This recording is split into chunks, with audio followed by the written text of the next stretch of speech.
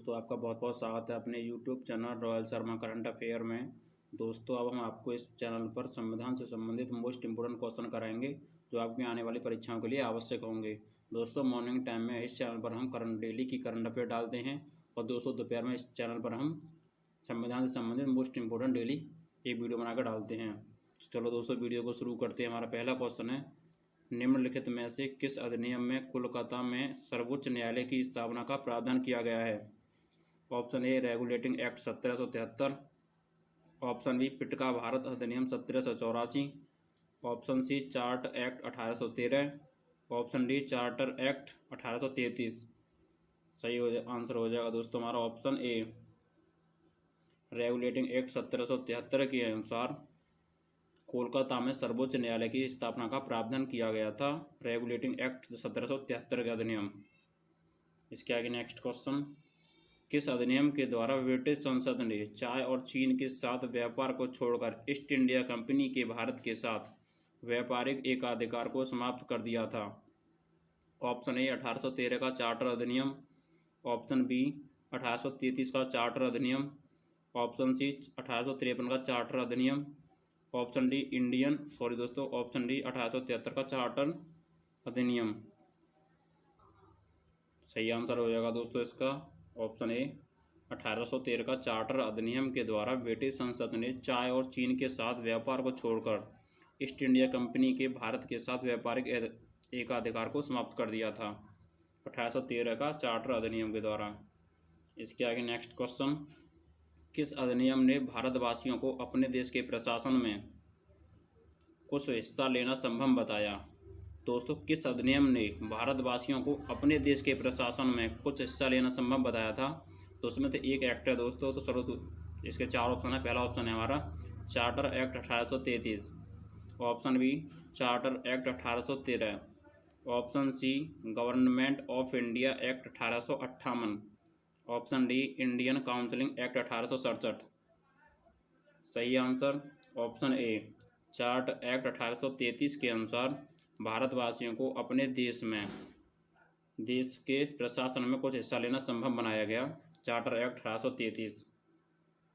Next, निम्नलिखित में से किस अधिनियम के अंतर्गत भारतीय विधान परिषद को बजट पर बहस करने की शक्ति प्राप्त हुई थी? तो ऑप्शन ए भारतीय परिषद अधिनियम 1861, ऑप्शन बी भारतीय परिषद अधिनियम 1892, ऑप्शन सी भारतीय परिषद अधिनियम 1909, ऑप्शन डी भारत का शासन अधिनियम 1919। सही आंसर ऑप्शन बी भारतीय परिषद अधिनियम 1892 के तहत भारतीय विधान परिषद को बजट पर बहस करने की शक्ति प्राप्त हुई थी, अधिनियम 1892। और कौन सा था? भारतीय परिषद।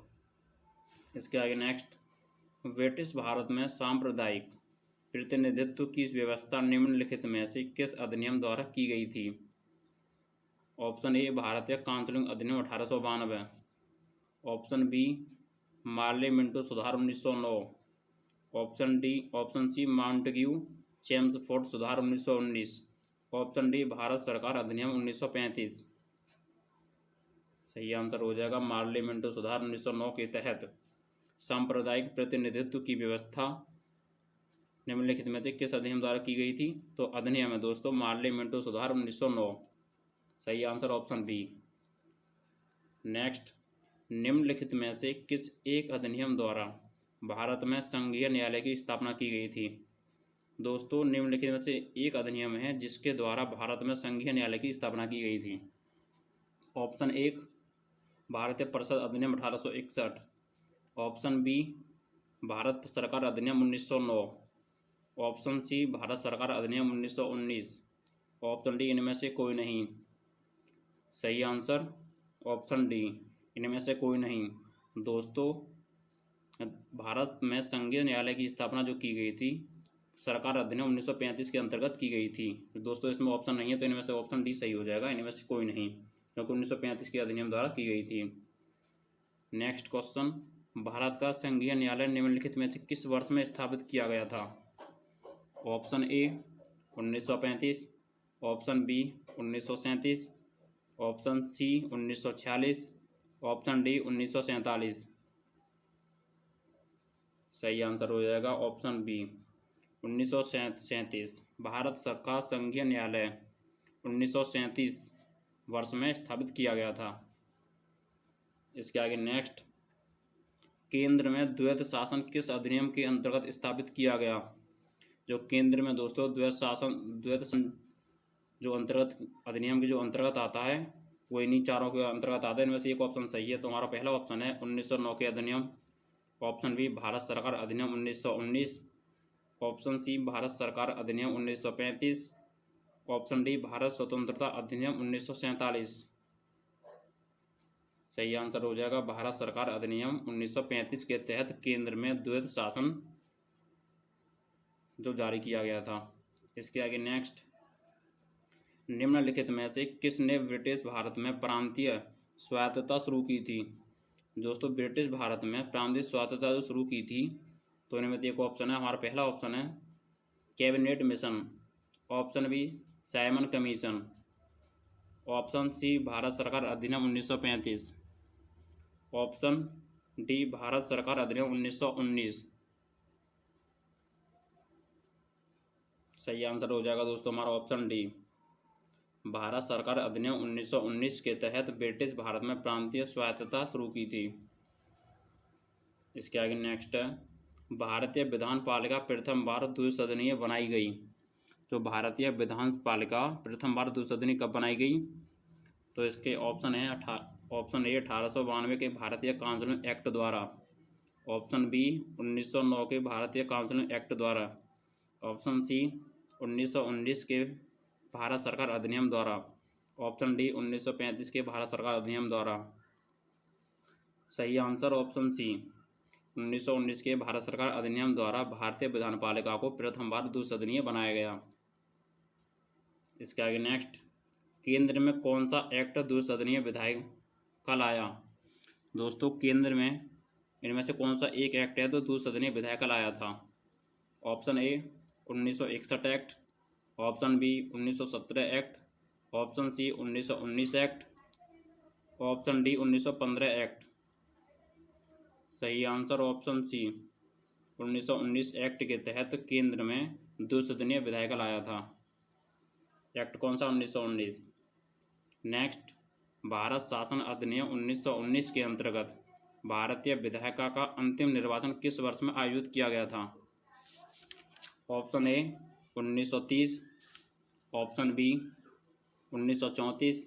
Option C 1945। Option D 1947। सही आंसर 1980 सी ऑप्शन ठीक है हमारा 1945। भारत शासन अधिनियम 1919 के अंतर्गत भारतीय विधायिका का अंतिम निर्वाचन 1945 वर्ष में आयोजित किया गया था। नेक्स्ट क्वेश्चन, भारत की अध्यादेश निर्गत करने की शक्ति प्रेरित है। ऑप्शन ए भारत सरकार अधिनियम 1919। ऑप्शन बी भारत सरकार अधिनियम 1935। ऑप्शन सी भारत सरकार अधिनियम 1909। ऑप्शन डी भारत सरकार अधिनियम 1947। सही आंसर हो जाएगा भारत सरकार अधिनियम 1935 के तहत राष्ट्रपति की अध्यादेश निर्गत की शक्ति प्रेरित है। इसके आगे नेक्स्ट, निम्नलिखित में से किस अधिनियम द्वारा संवैधानिक निरंकुशता का सिद्धांत प्रवृत्त किया गया? ऑप्शन ए 1909 के भारतीय काउंसिलिंग अधिनियम। ऑप्शन बी 1919 का भारत सरकार अधिनियम। ऑप्शन सी 1935 का भारत सरकार अधिनियम। ऑप्शन डी 1947 का भारत स्वतंत्रता अधिनियम। सही आंसर 1935 का भारत सरकार अधिनियम। नेक्स्ट क्वेश्चन है हमारा, भारत के संविधान में केंद्र और राज्यों के बीच किया गया शक्तियों का विभाजन इनमें से किसमें लिखित योजना पर आधारित है? ऑप्शन ए मार्ली मिंटो सुधार 1909। ऑप्शन बी मॉन्टेग्यू चेम्सफोर्ड अधिनियम 1919। ऑप्शन सी भारत सरकार अधिनियम 1935। ऑप्शन डी भारतीय स्वतंत्रता अधिनियम 1947। सही आंसर भारत सरकार अधिनियम 1935 के तहत भारत के संविधान में केंद्र और राज्यों के बीच किया गया शक्तियों का विभाजन जो भारत सरकार अधिनियम 1935 के लिखित योजना पर आधारित है। इसके आगे नेक्स्ट क्वेश्चन, एक संघीय व्यवस्था और केंद्र में द्वैध शासन भारत में कब लागू किया गया था? दोस्तों, एक संघीय व्यवस्था और केंद्र में द्वैध शासन भारत में कब लागू किया गया था? ऑप्शन ए 1990 अधिनियम द्वारा, ऑप्शन बी 1919 के अधिनियम द्वारा, ऑप्शन सी 1935 के अधिनियम द्वारा, ऑप्शन डी उपयुक्त में से कोई नहीं। सही आंसर हो जाएगा दोस्तों ऑप्शन सी 1935 के अधिनियम द्वारा संघीय व्यवस्था और केंद्र में द्वैध शासन भारत में लागू किया गया था 1935 के अधिनियम द्वारा। इसके आगे नेक्स्ट क्वेश्चन, अखिल भारतीय महासंघ स्थापित करने का प्रावधान किसमें शामिल किया गया था? सरकार अधिनियम 1935, ऑप्शन बी अगस्त प्रस्ताव 1940 में, ऑप्शन सी भारत सरकार अधिनियम 1935 में, ऑप्शन डी कैबिनेट मिशन प्रस्ताव 1946 में। सही आंसर हो जाएगा ऑप्शन ए भारत सरकार अधिनियम 1935 में अखिल भारतीय महासंघ स्थापित करने का प्रावधान किया गया था। इसके आगे नेक्स्ट क्वेश्चन, निम्नलिखित में से किस एक अधिनियम ने भारत में संघीय शासन की व्यवस्था दी थी? दोस्तों, इनमें से एक अधिनियम है जो भारत में संघीय शासन की व्यवस्था दी थी। किस अधिनियम के द्वारा जारी किया गया था या किस अधिनियम द्वारा दी गई थी? ऑप्शन ए भारत सरकार अधिनियम 1909, ऑप्शन बी भारत सरकार अधिनियम 1935, ऑप्शन सी भारत सरकार अधिनियम 1947, ऑप्शन डी इनमें से कोई नहीं। सही आंसर हो जाएगा भारत सरकार अधिनियम 1935 के तहत भारत में संघीय शासन की व्यवस्था दी थी। इसके आगे नेक्स्ट क्वेश्चन, 1935 के अधिनियम द्वारा स्थापित संघ में आवश्यक शक्तियाँ किसको दी थीं? ऑप्शन ए संघीय विधानपालिका को, ऑप्शन बी प्रांतीय विधानमंडल को, ऑप्शन सी गवर्नर जनरल को, ऑप्शन डी प्रांतीय गवर्नरों को। सही आंसर गवर्नर जनरल को 1935 के अधिनियम द्वारा स्थापित संघ में आवश्यक शक्तियाँ प्राप्त दी थीं। इसके आगे नेक्स्ट क्वेश्चन, 1935 का गवर्नमेंट ऑफ इंडिया एक्ट क्यों महत्वपूर्ण है? ऑप्शन ए यह भारतीय संविधान का प्रमुख स्रोत है, ऑप्शन बी इसके द्वारा भारत को स्वतंत्रता मिली, ऑप्शन सी इनमें भारत विभाजन उल्लेखित है, ऑप्शन डी इसके द्वारा रियासतें समाप्त हुई। सही आंसर हो जाएगा यह भारतीय संविधान का प्रमुख स्रोत है, इसलिए 1935 का गवर्नमेंट ऑफ इंडिया एक्ट को महत्वपूर्ण माना गया है। दोस्तों, 1935 आपने ज़्यादातर देखा होगा क्वेश्चनों में आंसर ठीक रहा है या भारतीय अधिनियम 1935, भारतीय अधिनियम 1935 के द्वारा ये हुआ, ऐसे हमने कई ऑप्शन कराए हैं दोस्तों। इसलिए ये महत्वपूर्ण है क्योंकि यह भारतीय संविधान का प्रमुख स्रोत है, इसके द्वारा ही जारी किए गए हैं ज़्यादातर। इसके आगे नेक्स्ट क्वेश्चन, निम्नलिखित अधिनियम में से किस अधिनियम के फलस्वरूप बर्मा भारत से अलग हुआ? Option A Indian counselling act 1909, option B government of India act 1919, option C government of India act 1935, option D Indian independence act 1947। सही आंसर हो जाएगा दोस्तों गवर्नमेंट ऑफ इंडिया एक्ट 1935 के तहत अधिनियम में से किस अधिनियम के फलस्वरूप बर्मा भारत से अलग हुआ था? दोस्तों, इनमें अधिनियम पूछा गया है या एक्ट कह सकते हैं जो बर्मा भारत से अलग हुआ था, गवर्नमेंट ऑफ इंडिया एक्ट के तहत अलग हुआ था। आई होप यू गाइस, हम उम्मीद करते हैं वीडियो आपको समझ में आई होगी। दोस्तों, इस चैनल पर हम मॉर्निंग के टाइम इस पर डेली ये करंट अफेयर की वीडियो डालते हैं 6:15 बजे। दोस्तों, दोपहर में 11:15 बजे करीब इस पर संविधान की वीडियो डालते हैं। दोस्तों, ये वीडियो में वही क्वेश्चन कराते हैं जो इम्पोर्टेंट होते हैं, जो आने वाली परीक्षा के लिए अति आवश्यक होते हैं।